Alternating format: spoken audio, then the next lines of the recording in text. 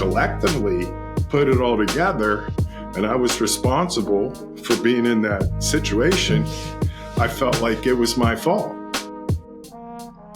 Thank you for being here. I appreciate you taking the opportunity. I know that you recently celebrated your 10-year anniversary of being cancer-free. Is that right? That is correct. Yeah, so huge celebratory congratulations to you. That's awesome news. I can't imagine that was an easy 10-year journey. No, it was, not planned. So it was very difficult. Just surreal at this point to imagine that I survived something of that magnitude. So every day is a bonus, and you have a completely different outlook on life is how it goes. I mean, just to be sitting here in front of you from where I came from is just, it's a hard time for myself to even wrap my mind around it. Yeah. Most in situations where people have cancer, it's usually unlikely even after an operation that they'll survive. And I had a double operation, which was pretty severe. I had open heart surgery and I had my left kidney removed. So there was a team of 8 doctors and 4 anesthesiologists, and they kept me alive. I mean, it was called a cut and suck procedure where they would basically pull the cancer away from the organ and with a laser slice it off my organ. So you can imagine how tedious that was, because at any time in that operation, should that cancer burst, it was done. I was done. Yeah. So, or miss and hit your organ could be an issue as well. Yeah, exactly. So take me back a little bit, if you could, before that. What, like, before you learned, hey, you had cancer, we've got to have this operation, take me back to who you were, like what your life was like before any of that even existed. Where were you mentally? What was life like before any of that happened? I was married for 8 years, and the marriage had fallen apart, and my house and my marriage and my business all went. So in a window of 36 months after that, just trying to find work and make life work beyond that point took its toll on me. So both emotionally with the amount of work that was involved to get to that point, to be a homeowner, to have a business.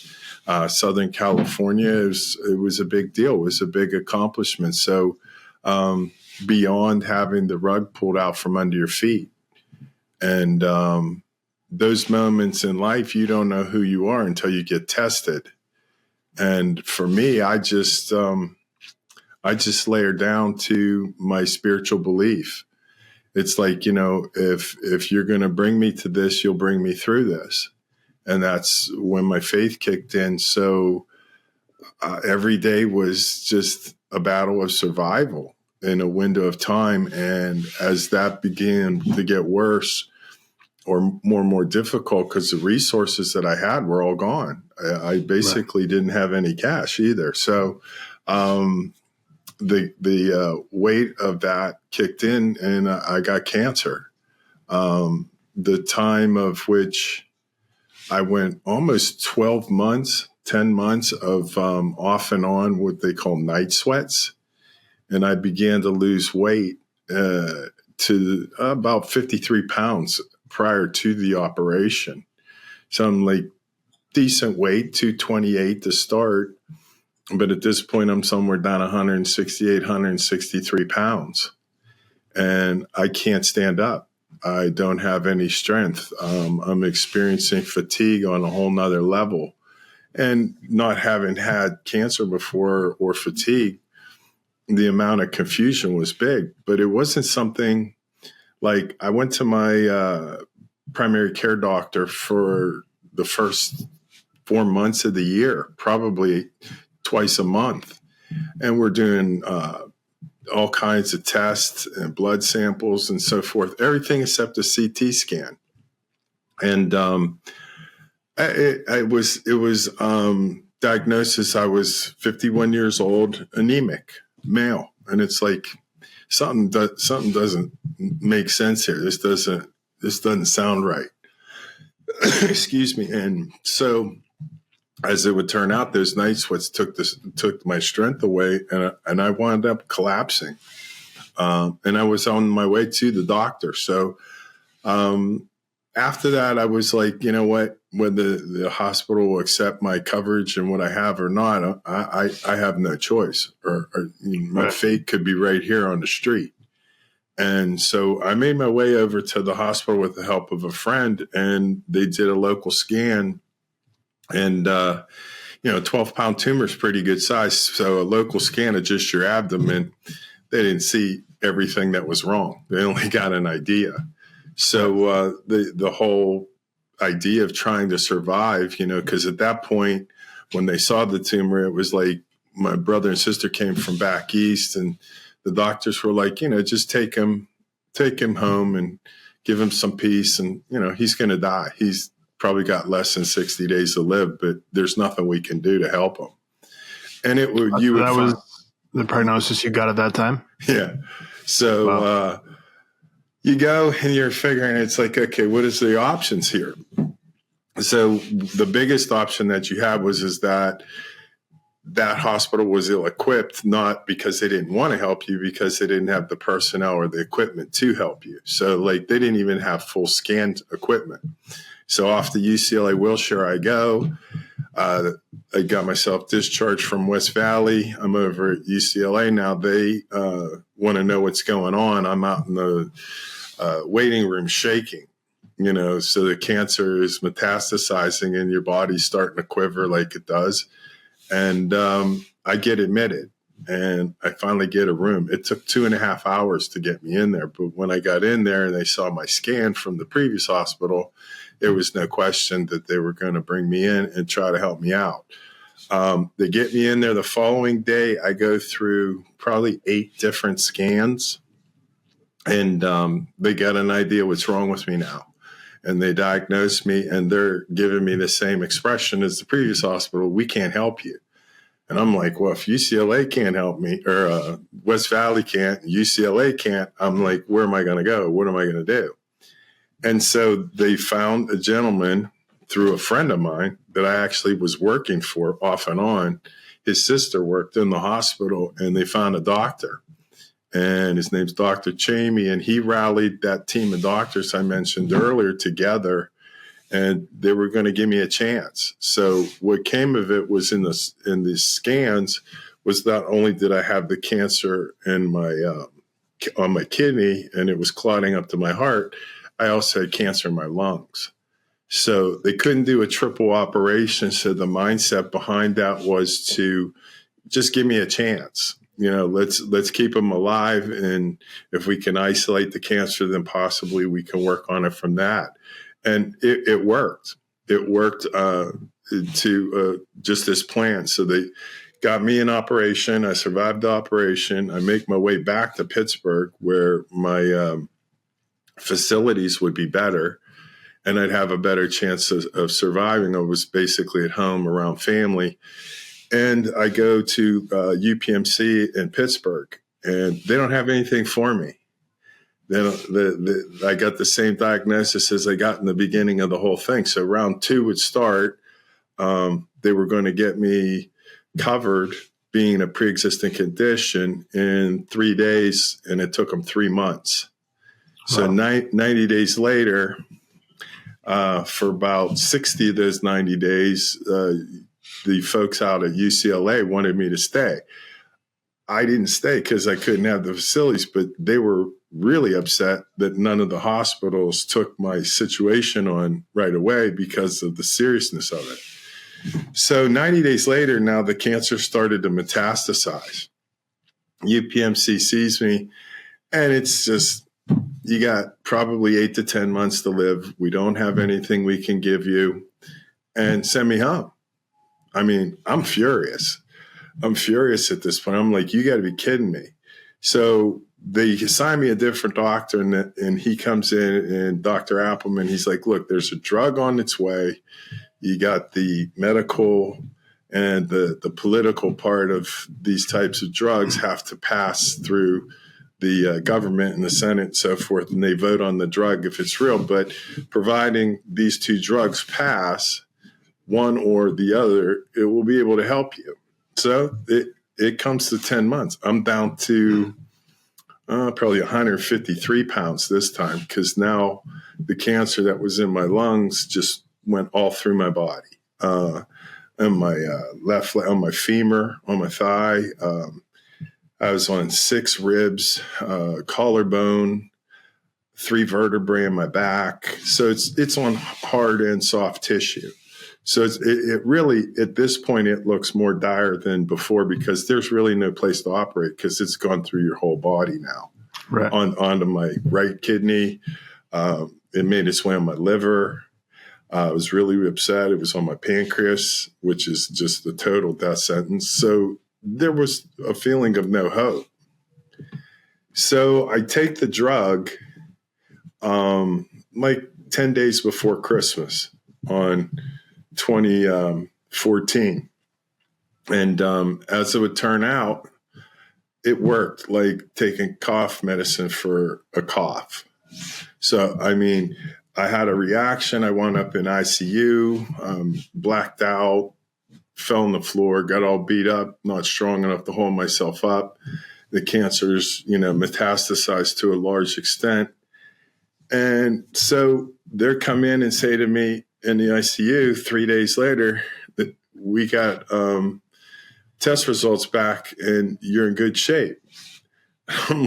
I'm looking, I'm thinking, I'm like 3 inches from dying here in round 2, and you're going to tell me I'm in good shape? So as it turns out, it worked. It really did. The indication that they got, I would go for an immunology, so no chemo on this. They proclaimed it wouldn't help. And I had 66 treatments over the next 2.5 years. And I just progressively began to heal. And no other drug, like a lot of these immunology drugs, now they get a secondary drug to add to it. I never went through that. So I believed that the power of my prayer and the support of my family and my own mindset was really what pulled me through. Because there's no real explanation for the cancer to spread as radical as it did, for that immunology drug to just work like that. Right. It's nothing short of a miracle or beyond, a whole bunch of miracles. The backstory on that drug, I was one of 12 people in Pittsburgh that took that as soon as it came out. I was the only one a calendar year later of some 142 people now on that drug that only took that drug. All these people that were in there, it was working, but not real good. So they added another immunology to it. That didn't happen for me.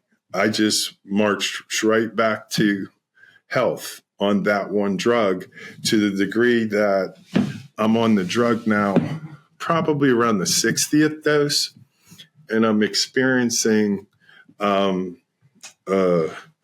with your body, what's it called? I can't think of it right off the top of my head. Autoimmune. So my immune system starts attacking itself. But it's only because the drug now has done its job and it's on the other side of it. So instead of healing me, now it's beating me up. So I'm going through, so you're really in tune with your body when you're in cancer and going through what I was. And I started telling the doctor, I'm like, I want a half a dose. I want to take a half a dose. Well, I don't know about cancer and never had it before. And his was, if we're going to err, we're going to err on the side of precaution. So we're going to keep giving you the drug, because if we take you off the drug and the cancer comes back, then it comes back even worse and stronger. And we for sure don't have the skill or the drugs to take care of you at that point, even add more immunology drugs. So that went on for about 6 months. And I was adamant, I can't take it anymore. I have to do half, because the medicine is now the problem, not the cancer. Right. So he decides that he'll do 1 dose. But the one dose, according to my body, not to what the medical industry says, is a double dose. One dose to him is a 30-day window, and you take 220 cc's once and 220 cc's the second time in 30 days. Your monthly dose is 440. We'll give you 440, and then we'll see what happens. I'm like, I don't care what you call that. My body knows a dose, when it gets it, is 220. You're going to give me 440, and I'm telling you before you give me 440, 220 is too much. Well, okay, so he agreed to the one dose.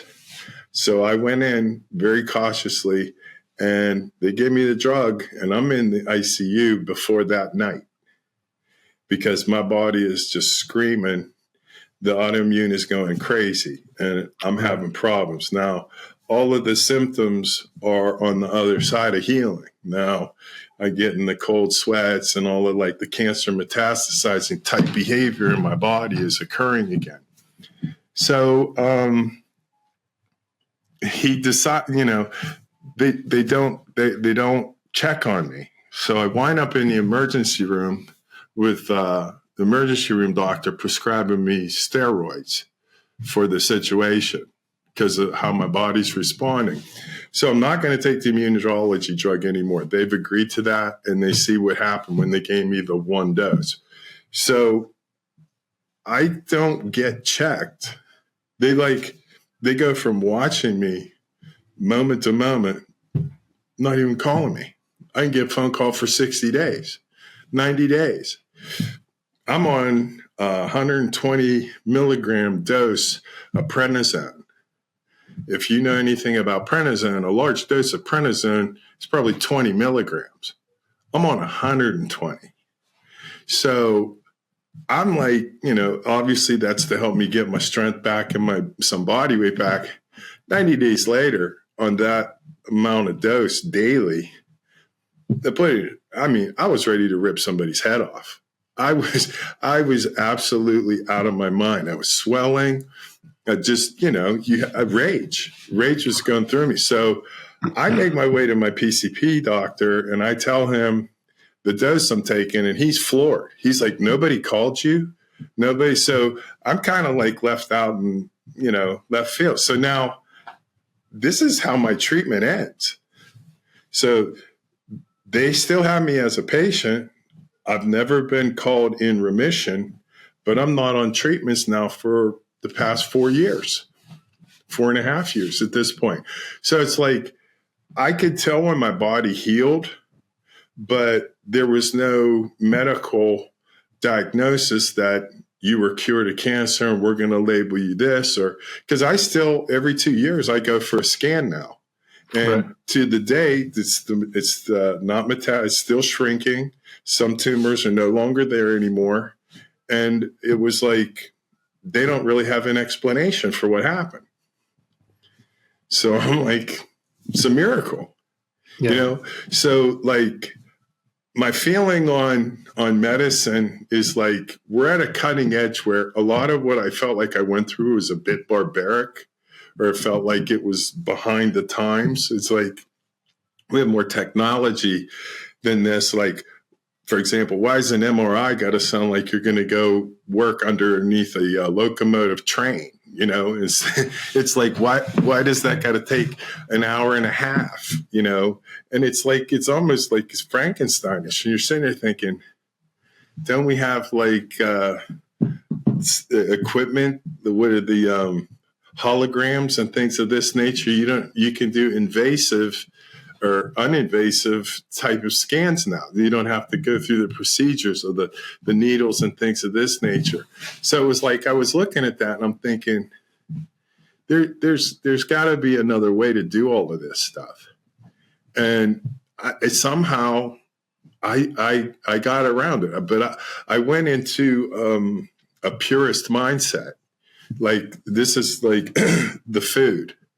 All the food that I ate was natural ingredients. It was disheartening to see like 80% in the grocery store was no good.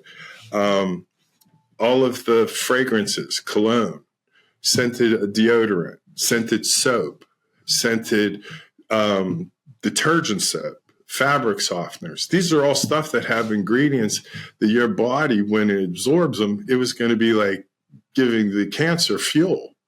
Fluoride, nothing fluoride. Fluoride's just a killer. No fluoride toothpaste. No scented in the shampoo. So it's like, as I'm stripping down these things, I find out then that if you have a root canal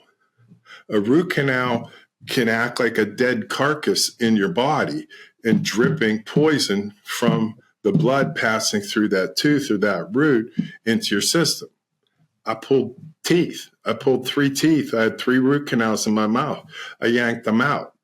The severity of that, looking back, my mother had cancer prior to me, and she just passed this past July.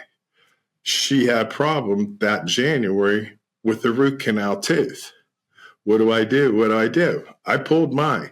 She didn't pull her teeth. She was dead 4 months later. So it's like the idea of, so kind of back to the immunology or the blood, the anemic.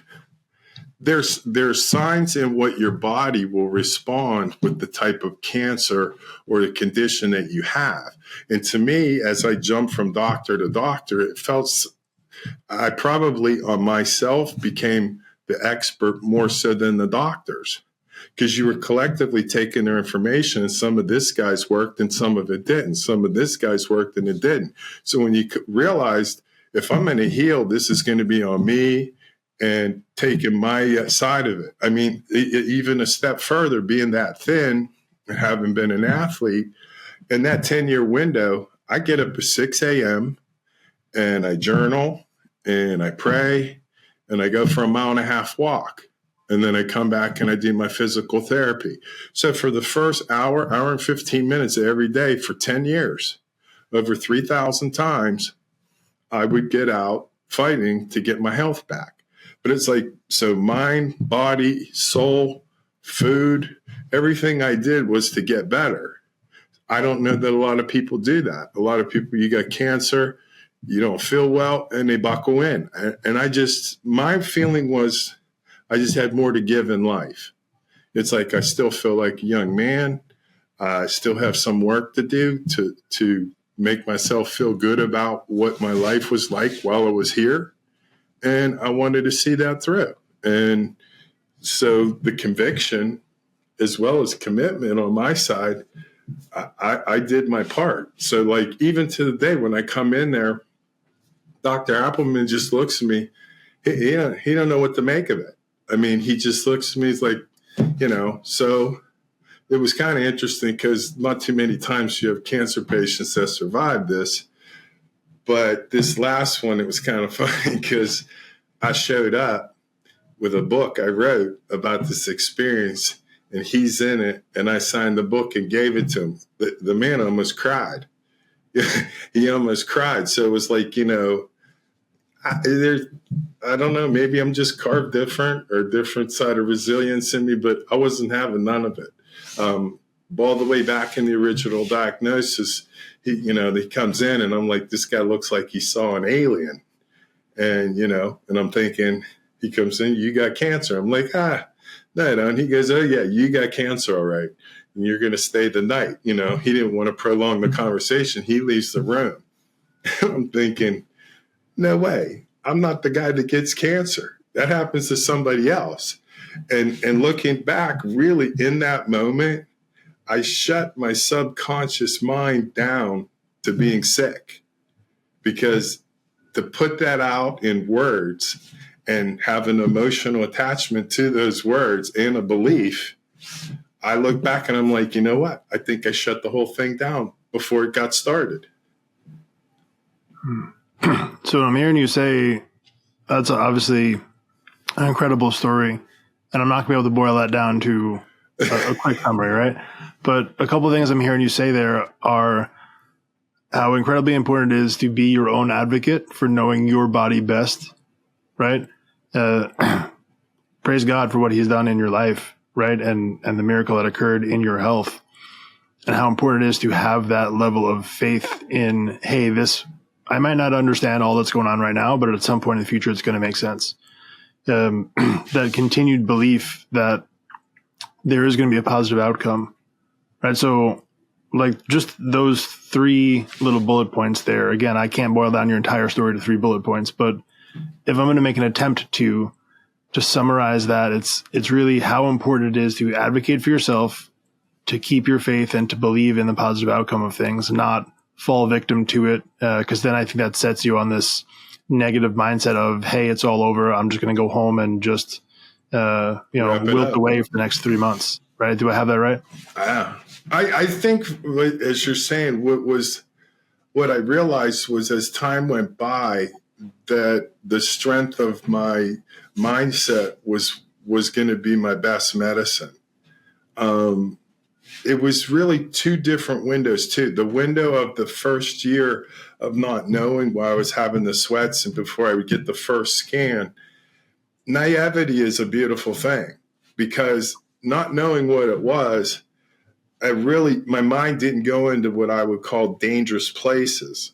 Not like it did after I knew I had cancer and I didn't get hospital coverage and I knew the cancer was metastasizing. That was a whole different head game there. Right. Way different.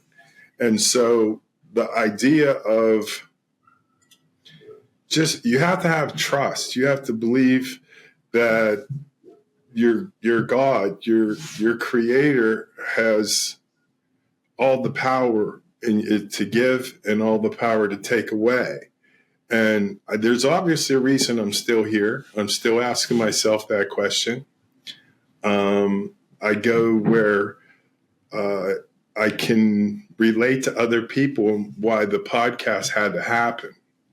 And it's about hope, because like, not only did my mother pass from cancer, my roommate from college, they would pass less than 90 days apart. He got pancreatic cancer last February and he was dead before Christmas this past year. Wow. So it's like, you're sitting there and you go, why me? How did I get through the cracks? That question keeps coming up. And it's probably been at this point, about a half a dozen people besides my mom and my roommate. And so there's stories to be told to create hope for others.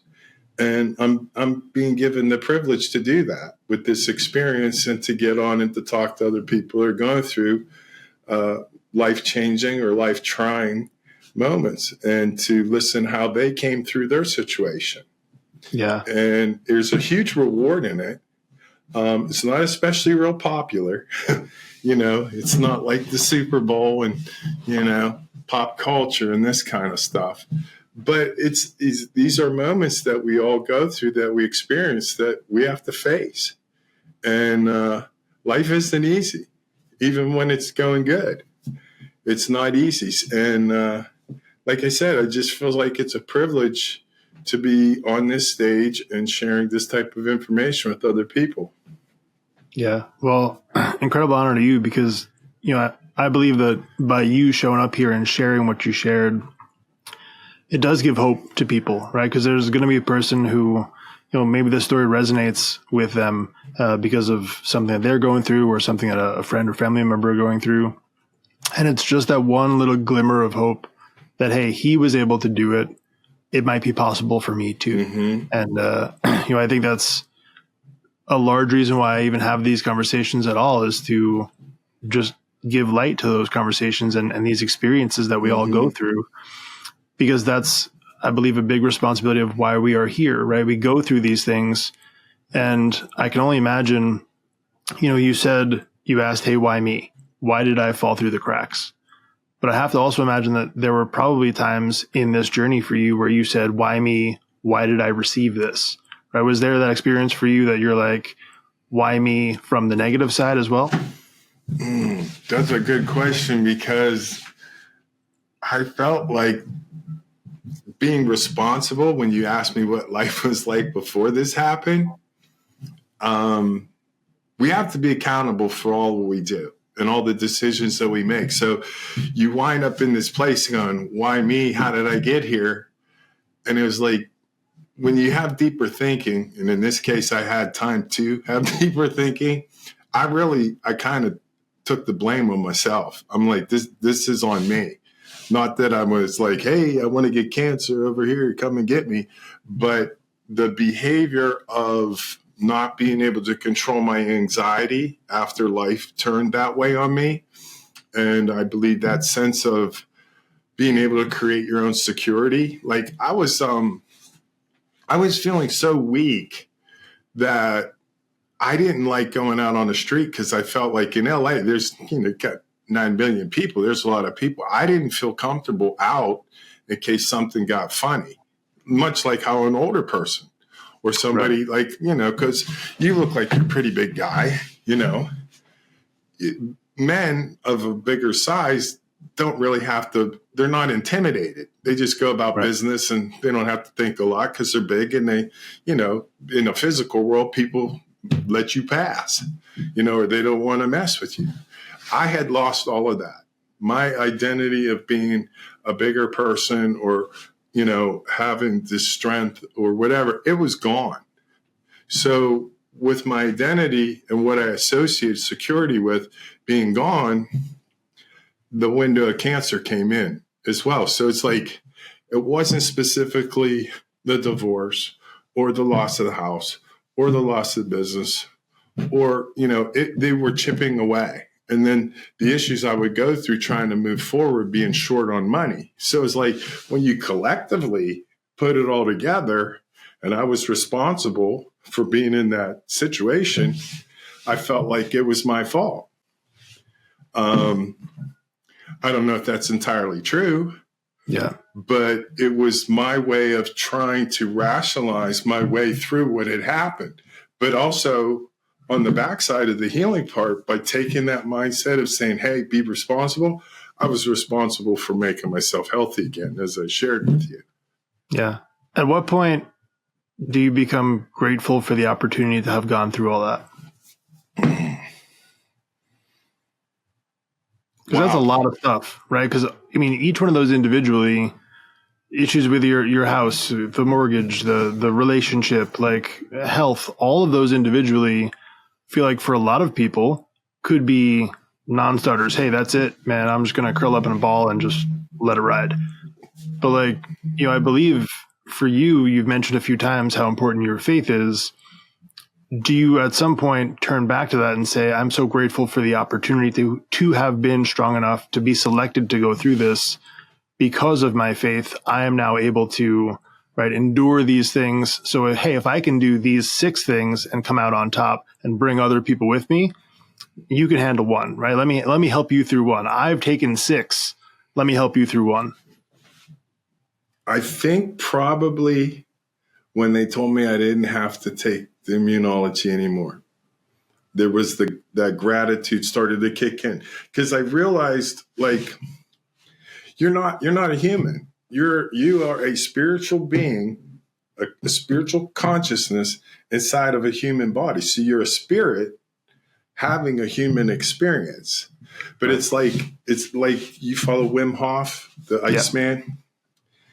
I think his made it most clear for me, because I was taking ice baths and doing all that. I went all in on what was going to make me healthy. And his separation of taking the cold shower. And he said, you're going to turn that cold water on, and your body instinctively is going to want to jump out of that water because you're just uncomfortable. But he goes, that's your body mind. He goes, when you realize that your spirit mind is going to talk to that body and be in control, almost like you're talking to a dog. We're not getting out of this cold water. We're staying right here. You, Mr. Body, Mr. Human part of me, you're going to go through this because I said so. So that power of the separation of a body mind versus your spirit mind, everything that's physical doesn't mean anything anymore. It doesn't mean anything. So that shift right there elevated the gratitude, because it's like you're drinking from the cup of life at that point. So it's like, Now, having healed and realizing what my power was and beyond, it's like now, it's why I do a coaching course now. It's called Invincible Mindset. So what I do is I share with people where to place your mind in the times of trouble in your life and how to have a better quality self-talk and allow yourself to come out of that mindset of fear or anxiety and allow yourself to swim into peace, as that's where all the answers are. But it's that whole mind-spirit connection. It's like you have to have a breakaway. When you realize your mind, it's like it makes me think of acceptance speeches. You see these things on YouTube. And I'm not really a Snoop Dogg fan, but I thought his acceptance speech was a very unique. And he gets up, I don't know what award he won, but he said, I would like to thank me. I would like to thank me for getting up every day. I would like to thank me for sticking to the budget. I would like to thank me for doing the dirty. I would like to thank me for working 24 hours a day on days I didn't want to. And that's the truth of it. Because he could have gone in and had a great expectation and wanted things served to him. But the reason he is where he is because his spirit did the work. Now, whether you like him or not, he gave you something really to feed on. Because same thing I said to you. Why did I get up over 3,000 times a day at 6 a.m. to go walk for, what's your reason behind that, Vince? Because I wanted to feel good. I wanted to be better.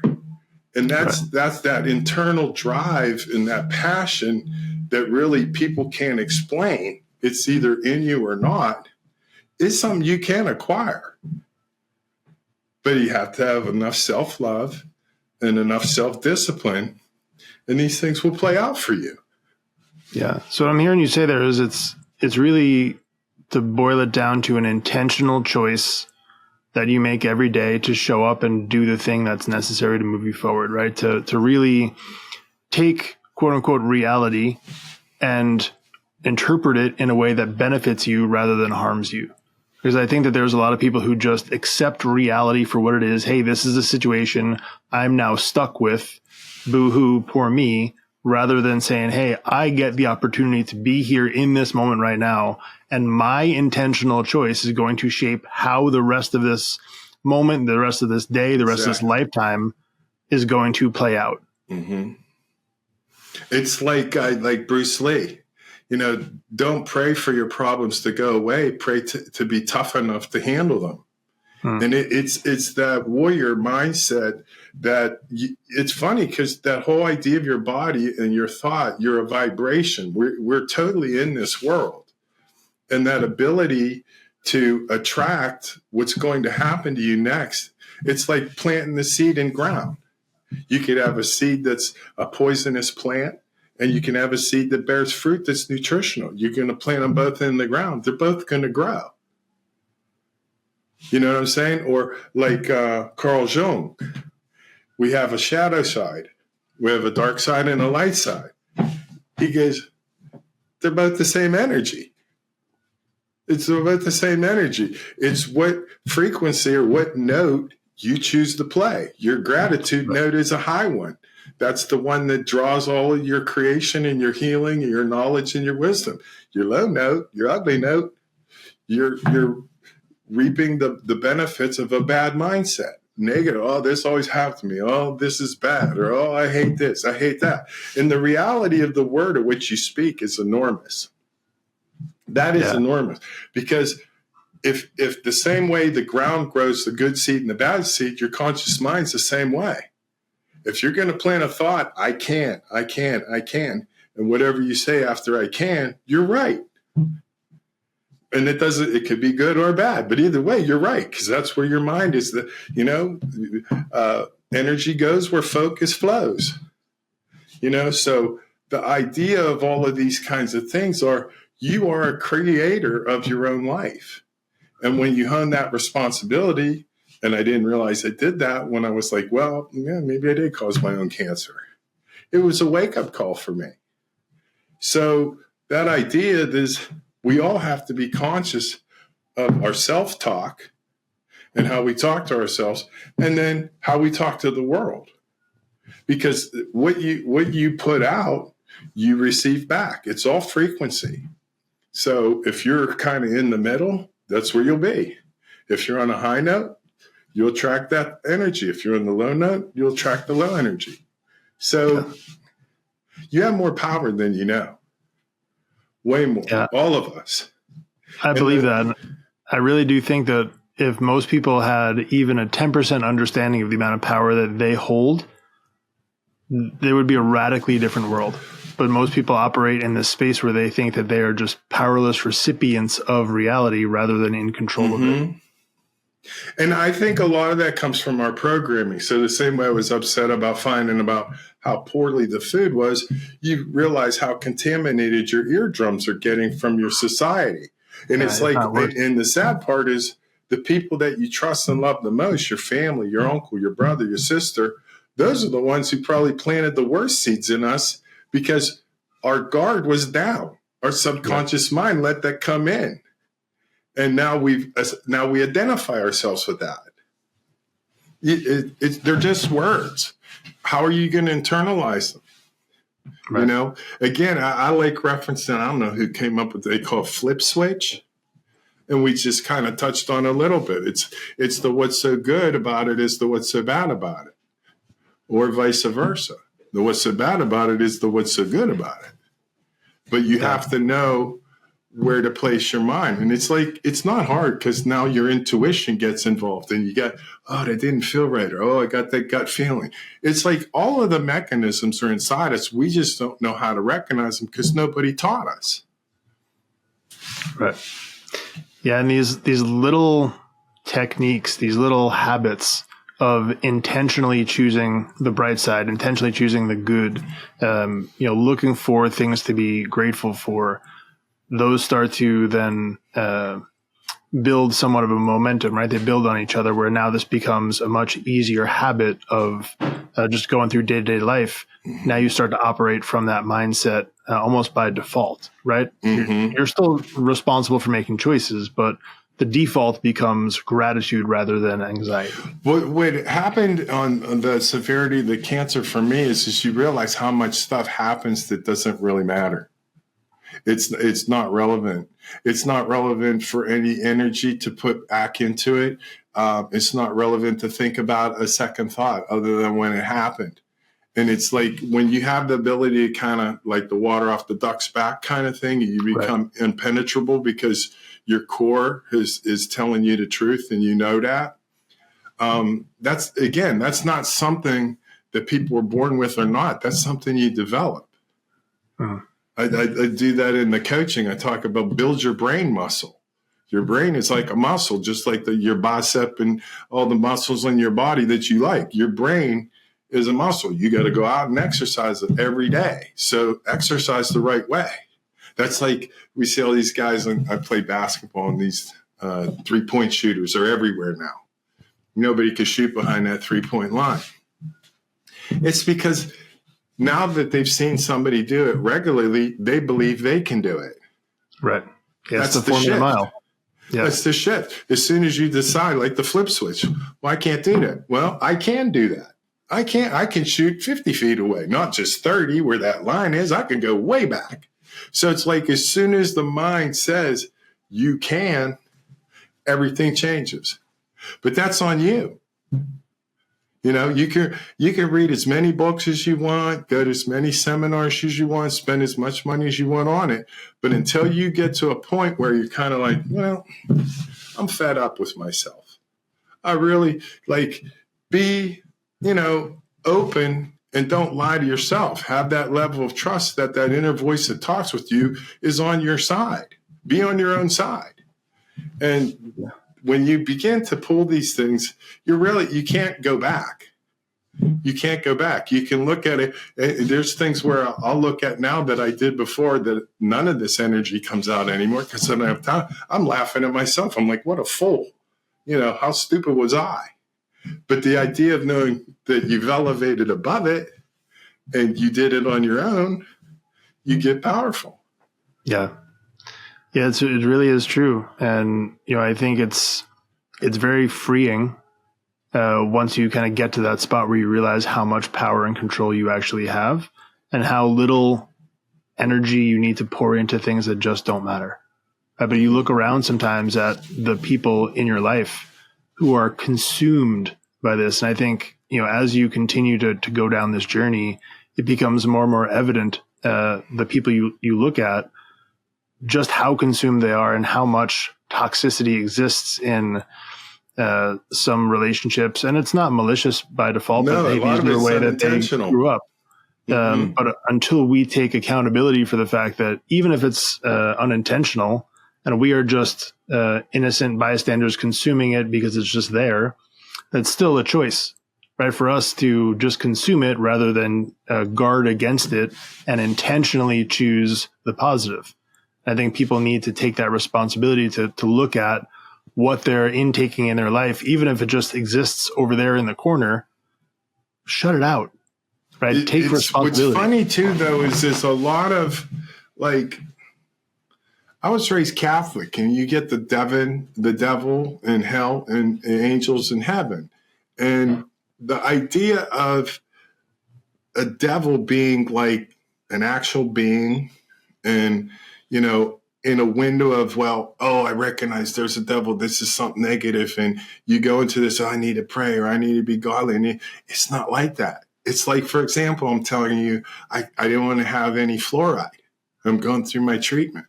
I go in to get my teeth cleaned while I'm on treatment. I'm like, no fluoride, no fluoride, no fluoride.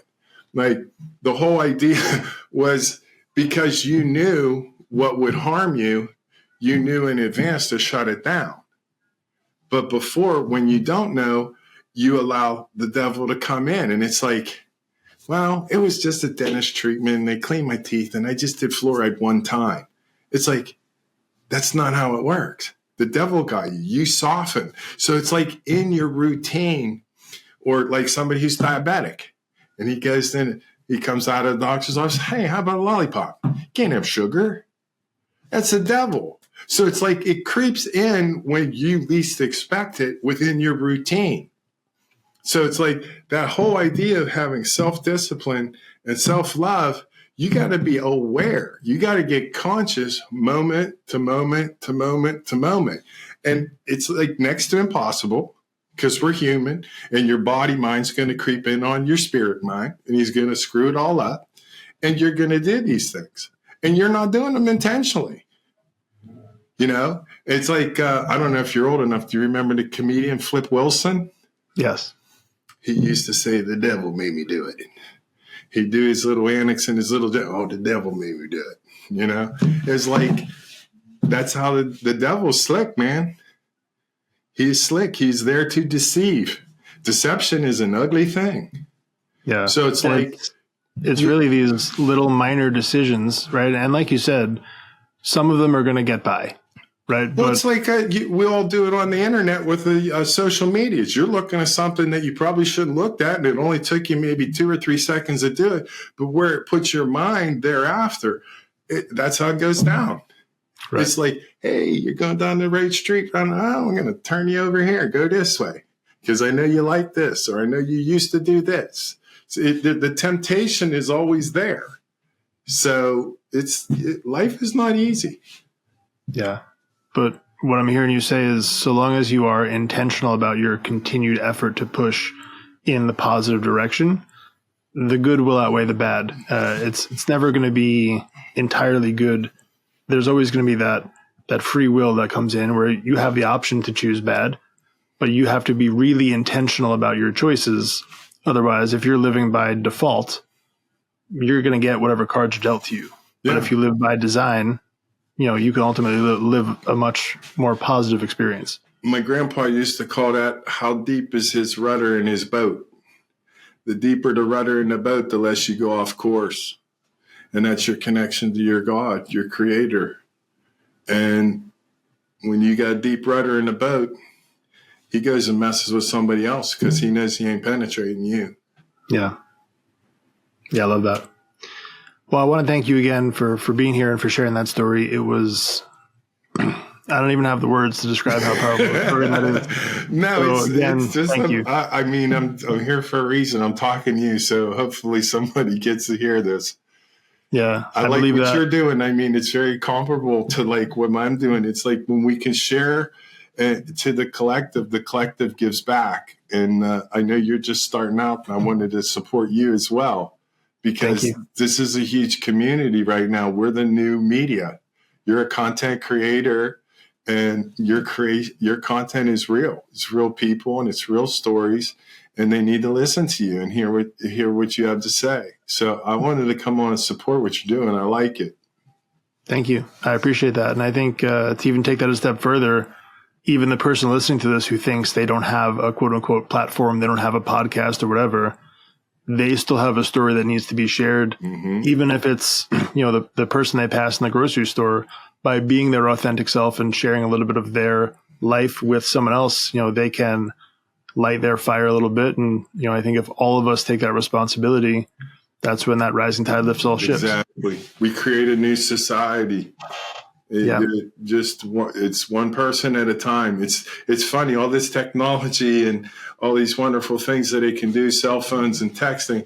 The reality of growing anything in this world is still person to person. It's still, it's word of mouth, as it always was. All this technology, and it's still word of mouth. Goes back to us having the free will to actually exercise that and share it. Mm-hmm. Right? We have to make that conscious decision to show up and share. Yes. And I think that's a call to action for anyone who has a word to share. Go out and share it. I love it. Yeah. Well, again, thank you. It's been an honor. All right, Jim. Thank you. I appreciate you. My pleasure. Hey, before you go, can I pray for you real quick? Dear Heavenly Father, I want to thank you for the opportunity right now to put this podcast in the ear of the person listening to this. I want to thank you for bringing them into my life today and bringing this message to them right when they need it most. Father, I ask that you remind them that you have a plan for their life, even when they are sitting in the moment and feeling like they don't know what the plan is. Just bring them the comfort that you do, and you have a divine plan for their life. And this moment right now, which they might be wondering, why me? You're going to remind them, because you created them in your image, Father God, that you have a divine plan for them, that even though they might be sitting wondering and they might not understand right now why all the things are transpiring in their life, later they will understand. So long as they keep the faith and they keep putting you first and they keep making these conscious decisions to choose the good and to continue to choose you and to just push away things that don't align with the vision that you've cast for their life. I ask that you continue to provide them with the clarity and the wisdom and the guidance to align them with things that keep you at the center of all of it. Father God, I ask all these things in your name. Amen. I love you.